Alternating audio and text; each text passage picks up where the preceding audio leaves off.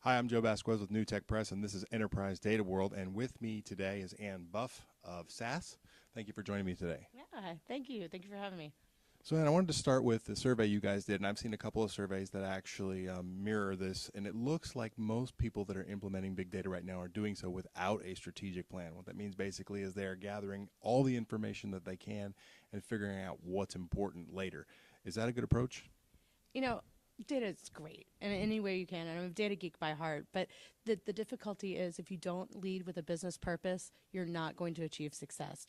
Gathering data for the sake of gathering data isn't going to lead the business to the next level of success that they're looking for.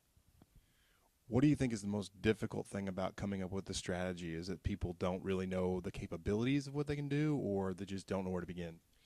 I think it's that we've been too separated for too long, so that the business is aware of where they want to head, and IT's been heads down on providing support, but we haven't aligned and saying here's where the data capabilities can take us. So now that we're starting to see business and IT say, hey, if we do this together, and we say, hey, we the business want to achieve this, and IT says, hey, great, we have a technology that can support that. Now we're starting to see those capabilities come together. There's a lot of things that we can do with this data that we're gathering, especially when you start collaborating externally. I can see a lot of the technology and sensors and things are available now, and it can be done now.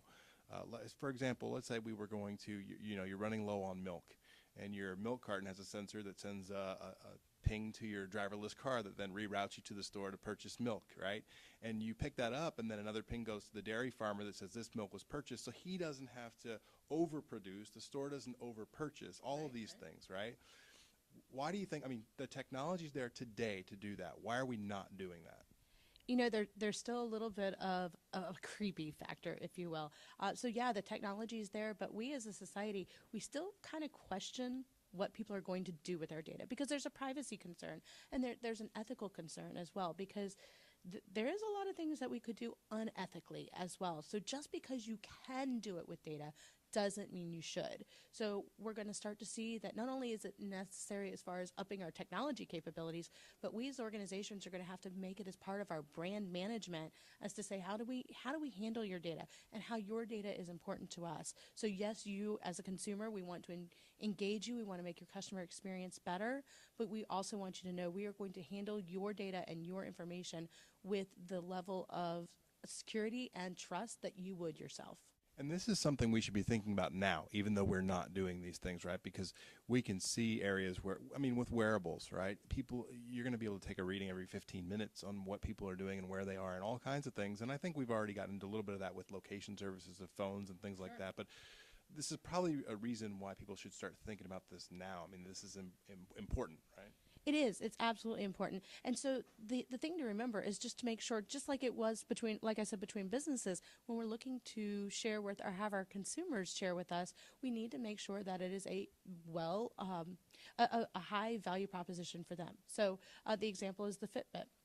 I kind of, as you were talking about the wearables, I can have that information being sent however often I want it, but I also have provided to me the dashboards that I can see. I can see my success. I can compete with my friends. And ultimately, we now see insurance companies starting to offer discounts based on how much activity you're doing. So there's this symbiotic relationship, if you will.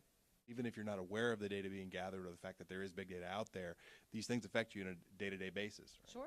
Sure. And we know that we hear data security as a concern as well. So, there's going to be an uptick in technology as well. Everything that touches our data is going to have a security component. And it's not just going to be in our firewalls and in our boundaries for our networks. Every system has to have a security concern as well.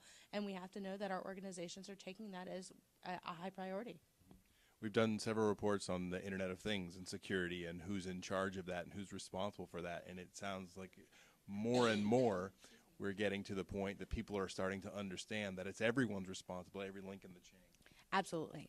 And again, that still falls true with consumers as well. There's still going to be an element of responsibility that a consumer is going to have, and then it's going to tick up as far as those organizations with which we choose to do business.